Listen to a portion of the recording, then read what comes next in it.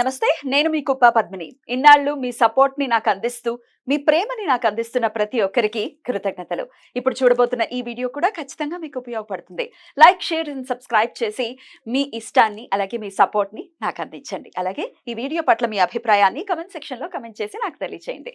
నమస్తే. నమస్తే. Welcome to our channel. నేను కుప్ప పద్మిని. ప్రస్తుతం మనతో పాటు ప్రముఖ ఆధ్యాత్మికవేత్త, వాస్తు జ్యోతిష పండితులు, లలిత ఉపాసకులు, వాస్తు జ్యోతిష శిక్షణ నిపుణులు బ్రహ్మశ్రీ నానాజీ పట్నాయక్ గారు మనతో పాటు ఉన్నారు. మాట్లాడదాం. సార్ నమస్తే సార్. శ్రీమాత్రే నమః. సార్, పూజలో ఫస్ట్ స్థానాన్ని సంపాదించుకుంది దీపం. ఖచ్చితంగా కృతజ్ఞతని ఆవిష్కరించడంలో మొదటి స్థానం దీపం దవ్వటం నిజంగా చాలా చాలా అద్భుతమైనటువంటి విశేషం. అయితే ఈ దీపం పెట్టటము ఇప్పుడున్న ఈ సైన్స్ టెంపర్మెంట్ చాలా పెరిగిన తర్వాత కొంతమంది అనే మాట ఏంటంటే, సంధ్య వేళలో దీపం పెడుతున్నారు, ఇదివరకు రోజుల్లో కరెంట్ ఉండేది కాదు అందుకని దీపం పెట్టేవాళ్ళు, ఇప్పుడు పెట్టాల్సిన అవసరం లేదనంటే నేను ఆశ్చర్యపోయా ఆ కమెంట్ చదివినప్పుడు. Is it so? అసలు కృతజ్ఞతను ఆవిష్కరించి లోపల ఉన్న దీపాన్ని బయట చూడటం, ఆకాశంలో ఉన్న దీపాన్ని జ్యోతి రూపంలో చూడటం, ఇది కదా దాని వెనకాల ఉన్న ఆంతర్యం. వాట్సాప్ యూనివర్సిటీల్లో చదివేసుకుంటే ఇలాంటి ఆధ్యాత్మిక పరంగా రకరకాల, అంటే అప్పుడు అలా చీకటిగా ఉండేది కాబట్టి దీపం పెట్టేవారు, ఇట్లా ఏవో రకరకాలు అనుకుంటూ ఉంటారు. బట్ దీపం విషయంలో డెఫినెట్ గా ప్రతినిత్యం దీపారాధన చేయటం అనేది మనకి మన ధర్మం చెప్తుంది, ప్రతినిత్యం చేయాలి. అయితే ఈ దీపం పెట్టే విషయంలో సహజంగా డౌట్స్ రావటం అనేది జరుగుతూ ఉంటాయి. దానికి కొంతమంది కోప్పడుతూ ఉంటారు, అది ఎందుకు అడుగుతున్నారు, ఇది ఎందుకు అడుగుతున్నారు, కానీ కాదు, అవుట్ ఆఫ్ ఇన్నోసెన్స్ అడుగుతారు. దీపం ఎక్కువసేపు వెలగటం దేనికి సంకేతంగా చూస్తారు? అలాగే దీపానికి సంబంధించి ఇంకా నా దగ్గర కొన్ని ప్రశ్నలు ఉన్నాయి సార్, అవన్నీ మీ ద్వారా చెప్పండి. ఫస్ట్ ఆఫ్ ఆల్ ఏంటంటే, దీపం గురించి మీరు అడిగారు కాబట్టి చెప్తాను. శివపురాణం కనుక చదివినట్లయితే ఒక దీపం వెలిగించడం ద్వారా, జస్ట్ వెలిగించడం ద్వారా కొన్ని వందల దోషాలు మీకు పోతాయి అని చెప్తుంది శాస్త్రం. Point number 1.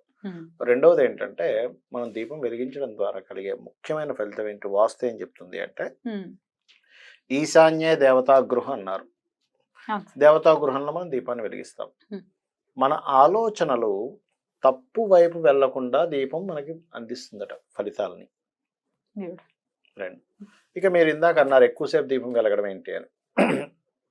చాలా మందికి ఇది అంటే చాలా తక్కువ సందర్భాల్లో జరుగుతుంది, ఎక్కువ సందర్భాల్లో జరుగుతుంది అన్న. ఎందుకంటే రోజు అదే కుంది, అంతే నూనె లేదా నెయ్యి, అదే ఒత్తి, మరి అదే కుంది, అంతే నెయ్యి లేదా నూనె, అదే ఒత్తి, మరి రోజు వెలగడం కంటే ఎక్కువసేపు ఎందుకు వెలిగింది ఒక్కోసారి, తక్కువసేపు ఎందుకు వెలిగింది ఒక్కోసారి. తక్కువసేపు కూడా వెలుగుతుంది, ఎక్కువసేపు వెలగడమే కాకుండా. తక్కువసేపు దేనికి కూడా లింక్ ఉంటుంది, లింక్ ఉంటుంది. నేను జ్యోతిష్ శాస్త్రంలో ఇప్పుడు ఎవరికైనా, ఇప్పుడు ఉదాహరణకి ఏదైనా ఒక ప్రశ్న అడుగుతున్నాం, ఏదైనా ఇంటికి వెళ్ళాం అనుకోండి, దీపం కనుక ఆరిపోయినట్టు కనిపిస్తే శాస్త్రంలో ఏం చెప్పారంటే, అక్కడ నువ్వు చెప్పేటువంటి ప్రశ్న, వాళ్ళు అడిగే ప్రశ్నకి సమాధానం రాదు, సరిగ్గా రాదు. దీపం ఉండాలి. దీపం ఉండాలి. మరి అలాంటి సందర్భంలో ఇంకా ప్రతినిత్యం దీపం ఉండాలనా దాని అంతరార్థం? ఉండాలని ఒకటి. రెండవది ఏమిటంటే, ఇప్పుడు మీకు ఇందాక అన్నాను ఏమని, ఏమంటే అంతే దీపము, అదే ఒత్తి, అదే నూనె లేదా నెయ్యి, మరి ఎందుకు ఎక్కువసేపు వెలుగుతుంది అంటే, భగవంతుడు ఇచ్చేటువంటి సంకేతాల్లో అన్నిటికంటే పెద్ద సంకేతం దీపం ఎక్కువసేపు వెలగడం. అంటే జ్యోతి స్వరూపంలో భగవంతుడు ఉన్నాడు కదా, అంటే అక్కడ ఏమిటి, నీకు ఒక శుభము మంగళకరమైనటువంటి విషయం జరగనుంది. మంగళకరమైనటువంటి వాటిల్లో మొట్టమొదటి దాన్ని దీపానికి ఇస్తారు. మంగళుడు అంటారు చూసారా, మంగళుడు కుజుడు అగ్నికి కూడా కారకుడు, కుజగ్రహం అనేటువంటి. సో అందుకని ఏమిటి, ఎక్కువసేపు దీపం వెలిగింది మీకు ఆ రోజు అంటే, ఆ రోజు నుంచి మీకు కొన్ని మంగళకరమైనటువంటి విషయాలు జరగనున్నాయి, ఒక టర్నింగ్ పాయింట్ జరగనుంది అని అర్థం అనమాట. అక్కడ దీంట్లో లాజిక్స్ ని వెతకడాన్ని ఎలా అర్థం చేసుకోవచ్చు సార్? ఇప్పుడు ఇలాంటి లాజిక్కే ఒకసారి మన బ్రిటిష్ వాళ్ళు వెతికారు. వాయులింగం అనేటువంటిది ఉంది, మీకు తెలిసే ఉంటుంది. అక్కడ ఇదేమిటి, వాయులింగం వెలగడం ఏమిటి అని చెప్పి అన్ని మూసేశారు. వాయులింగం ఏదైతే ఉందో ఆ పరమేశ్వరుడి దగ్గర పెట్టింది మాత్రం ఆక్సిజన్ లేకపోయినా అలాగే వెలుగుతూ ఉంది. వాళ్ళందరూ కూడా నమస్కరించేశారు, నిజంగానే ఇక్కడ ఉన్నాడు అని. అంటే ఏమిటి, ఆ దీపం ఎలా అట, అసలు మొత్తం మూసేసినా కూడా కదులుతూనే ఉండేది. మరి లాజిక్స్ వెతికే బ్రిటిష్ వాళ్ళకి ఆ రోజే సమాధానం దొరకాలి, ఇప్పుడు కాదు ఎప్పటికీ దొరకదు. ఎందుకంటే భగవంతుడు లలితా సహస్రనామాల్లో ఒక నామం ఉంటుంది, దాని అర్థం చెప్తాను చూడండి. నువ్వు ఇన్నర్గా నువ్వు భగవంతుణ్ణి అర్థం చేసుకోగలవు, ఇన్నర్గా నువ్వు చూడగలవు, కానీ బాహ్యంగా నువ్వు ప్రకటించలేవు, బాహ్యంగా ఇది అని నువ్వు చూపించలేవు అని. ఓకే, అంతర్ముఖ సమారాధ్య బహిర్ముఖ సుదుర్లభ అంటారు దాన్ని. అంటే ఏంటి, అంతర్ముఖంగా నువ్వు అర్థం చేసుకోవాలి కానీ బహిర్ముఖంగా నువ్వు దాన్ని చూపించలేవు అని, చూడలేవు అని. కాబట్టి ఎప్పుడైనా సరే మనకి పాతకాలంలో నిత్య దీపం అంటే అఖండ దీపం అనేవారు. అఖండ దీపం ఉండేది ఎప్పుడు కూడా. ఆ అఖండ దీపాన్ని కూడా ఎలా వెలిగించేవారు అంటే అరణి అంటారు, మీకు తెలిసే ఉంటుంది. అరణి చేసి వెలిగించేవారు. అరణి చేసి వెలిగించి అఖండ దీపాన్ని ఎప్పుడు అలా వెలిగేలా చూసుకునేవారు. అలా మనం పెట్టుకోవచ్చా సార్ ఇప్పుడున్న పరిస్థితుల్లో? అయ్యో హ్యాపీగా పెట్టుకోవచ్చు. ఇప్పుడు ఏదైనా గాలికి కొండెక్కితేనే బెదిరిపోతున్నాం కదా, అయ్యో అపచారమా లేకపోతే అపశకునమా, ఏదో రకరకాలు కదా. మరి అఖండ దీపం పెట్టినప్పుడు ఎట్లాంటి నియమాలు పాటించి ఎట్లాంటి జాగ్రత్తలు? అఖండ దీపం కనుక ఇంట్లో వెలగాలి అంటే ఆ ఇంట్లో ఖచ్చితంగా అంటు ముట్టు ఇవన్నీ ఖచ్చితంగా పాటించాలి. కలుపుకోవడాలు లాంటివి చేయకూడదు. ఆ ఇంట్లో ఖచ్చితంగా నాన్ వెజిటేరియన్ తినకూడదు ఎట్టి పరిస్థితుల్లో. అప్పుడే అఖండ దీపం వెలిగించాలి, గుర్తుపెట్టుకోండి. ఎప్పుడు పెడితే అప్పుడు పెట్టేది కాదు. ఎందుకంటే ఆ జ్యోతి స్వరూపంలోనే ఈశ్వరుణ్ణి మనం దర్శిస్తున్నాం కాబట్టి మెయిన్ గా. అయితే మనకి ఏవైతే ఈ శకునాలు ఎలా ఉంటాయో దీపం కూడా అదే రకంగా మనకి చూపిస్తుంది అన్నమాట, చాలా స్పష్టంగా. ఈ ప్రశ్న నేను ఇప్పుడు అడగడానికి గల కారణం, నేను ఆల్రెడీ భానుకోటేశ్వరి గారితో మాట్లాడాను ఇదే టాపిక్. మా ఇంట్లో నాకే జరిగింది సార్. ఒక 2 వారాల క్రితం ఇంతే కుంది, ఆ కుందిలో వేసిన నెయ్యితో పెట్టిన దీపం. నెయ్యి తొందరగానే ఎగురుతం అయిపోతుంది కదా, మీకు చెప్పానా నేను? ఆ రోజు నాతో చెప్పారు, నాతో గుర్తుంది నాకు. అంతసేపు వెలగడమే. సాయంత్రం వచ్చి నేను సాయంత్రం ప్రతినిత్యం విష్ణు సహస్రనామం చదువుతాను. రాత్రి 9ంటికి వెళ్తే దేవుడి గదిలో ఇంకా వెలుగుతుంది. పొద్దున్న ఎప్పుడో 9ంటికి పెట్టిన దీపము. జనరల్ గా మా ఆయనే చేస్తారు పూజ, కానీ ఆ రోజు నేను చేశాను. తనకి ఏదో పని ఉండి పొద్దున్నే ఆఫీస్కి వెళ్ళిపోతే నేను నా పని అయ్యేసరికి నేను దీపం పెట్టేసరికి 9 అయింది. 9ంటికి పెట్టిన దీపం 9 దాకా వెలగడం ఏమిటి ఈవినింగ్? నాకు అర్థం కాలే. నేను అంత కన్ఫ్యూజన్ లో నేనేమంటున్నానంటే, నాకు చిన్న పాప కదా, 3 ఏళ్ల పాప, దాన్ని అడుగుతున్నాను నువ్వు వెలిగించావా అని. తర్వాత మళ్ళీ స్పృహలోకి వచ్చి ఇది వెలిగించడం ఏమిటి, దీనికి ఏం తెలుసు అనుకున్నా. మా అమ్మగారు ఉంటారు, మా అమ్మగారిని అడిగితే లేదు నేను వెలిగించలేదు, అది వెలుగుతుంది, నేను చూసాను, 6ంటికి కూడా చూసాను వెలుగుతుంది. అదేమిటి పోనీ మళ్ళీ వేసావా వడ్డిచ్చావా నెయ్యి అంటే, లేదు నేనేం వేయలేదు అన్నాను. ఇదేమిటి ఇంత వెలగా, నాకు అసలు అర్థం కాల.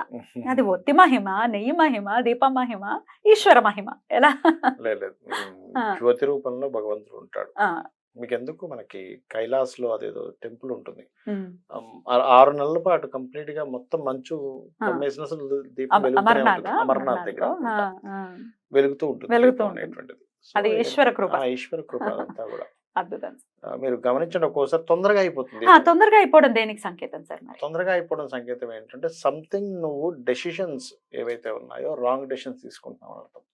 ఎలా మనం కన్సిడర్ చేయొచ్చు ఇది తొందరగా అయింది లేకపోతే ఇది తొందరగా? రెగ్యులర్ గా మీకు ఒక టైమింగ్ ఉంటుంది కదా, మా దీపం గుందిలో ఖచ్చితంగా నిండుగానే వేస్తారు నూనె. మీరు రెగ్యులర్ గా చూస్తూ ఉంటారు, కామన్ గా చూడండి, మనం ఉదయం పూజ చేసినప్పుడు 11-12 గంటలకి ఆ టైం కల్లా ఆల్మోస్ట్ కొండెక్కుతుంది. సర్వసాధారణంగా అయితే పొద్దున్న అయితే మధ్యాహ్నం వరకు, రాత్రి వరకు ఉండదు సర్వసాధారణంగా. మీరు ఇందాక చెప్పారు, అదే ఆశ్చర్యకరమైన విషయం. ఎందుకంటే డబల్ కంటే ఎక్కువసేపు, అంటే దానిలో ఉండవలసిన నూనె ఇంకా డబల్ ఉండాలి, కానీ అంత లేదు, ఎందుకంటే అంతకంటే ఎక్కువ పట్టదు. ఇంతే సార్, ఒక స్పూనే పడుతుంది. అంటే దాని అర్థం ఏమిటి, ఈశ్వరానుగ్రహం ఉంటేనే అది అలా జరుగుతుంది, అక్కడ ఒక శుభ ఫలితం జరగనుంది అని అర్థం.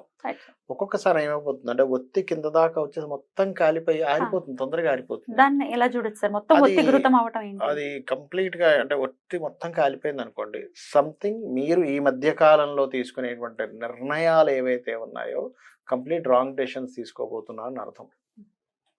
అది శకునాలలో వాటిని దానిగా తీసుకుంటారు. Right sir. అయితే ఇప్పుడు మీరు ఒక్కొక్క టైం తెలుస్తుంది మనకి అంటున్నారు. నాకే నా ఎగ్జాంపుల్ చెప్తున్నాం, అలాగే ఉంటుంది చాలా మంది ఇళ్ళల్లో. నాకు ఒక 6-7 సెట్స్ ఆఫ్ కుందులు ఉన్నాయి సార్, ఒక్కొక్కటి ఒక్కొక్కలా ఉంటుంది.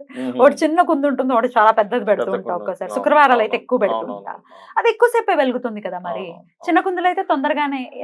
అదే నేను చెప్తున్నా కదా, పెద్ద కుంది పెట్టారు ఎక్కువసేపు వెలిగింది, దాని గురించి లాజిక్ ఆలోచించక్కర్లేదు.